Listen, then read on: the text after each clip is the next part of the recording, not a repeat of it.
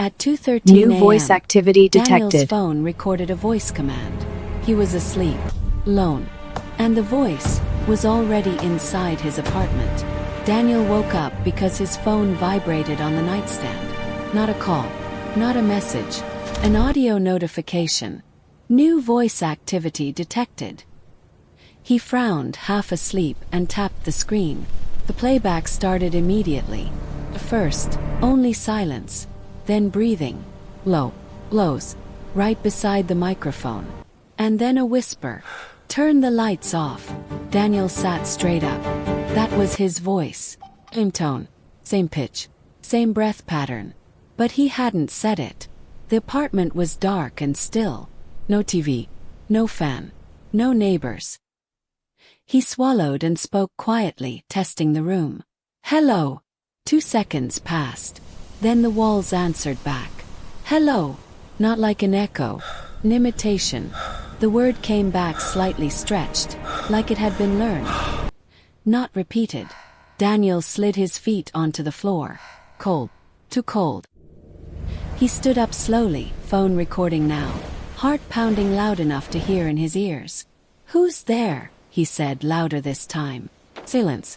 Then, from inside the wall behind the couch. "Who's there?" Daniel stepped back. The air pressure changed. His ears popped slightly, like he was underwater. He shook his head, forcing logic. Old building. Electronics glitching. He laughed nervously. "This isn't funny." The apartment replied instantly. "Isn't funny." But this time the voice wasn't perfect. It was layered, like multiple Echoing versions walls. of his voice trying to say the same thing. Slightly out of sync, Daniel ran to the front door and grabbed the handle. Warm, not room temperature, body temperature. He yanked his hand away. The lights flickered.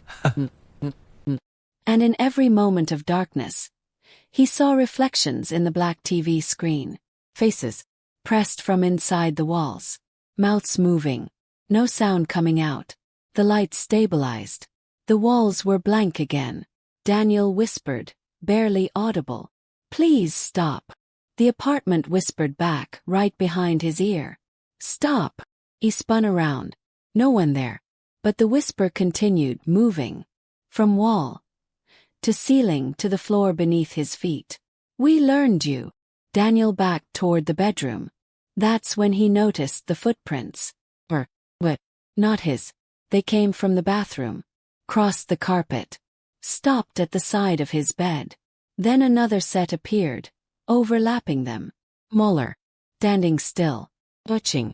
Daniel grabbed his flashlight and aimed it under the bed. The beam dimmed. Not flickered. Dimmed like the darkness was swallowing light. Something shifted. Not a body. Not a shape. A movement that didn't belong to anything human. Sound followed. Voice. Perfectly his. "Daniel, lie down." He screamed and bolted for the door. The lock twisted. By itself. He felt fingers, cold, dry, wrap over his hand on the knob. The voice spoke directly into his ear, calm and satisfied. "You taught us how to sound alive." His phone hit the floor. Still recording. The last thing it captured wasn't a scream. It was Daniel's voice, repeated over and over. Layered, multiplied, distorted. Recording complete. Police found the apartment empty. No forced entry. No broken electronics. Just this. The walls were covered with scratch marks. And every device in the room, phone, laptop, TV, contained the same audio file. Daniel's voice. Practicing.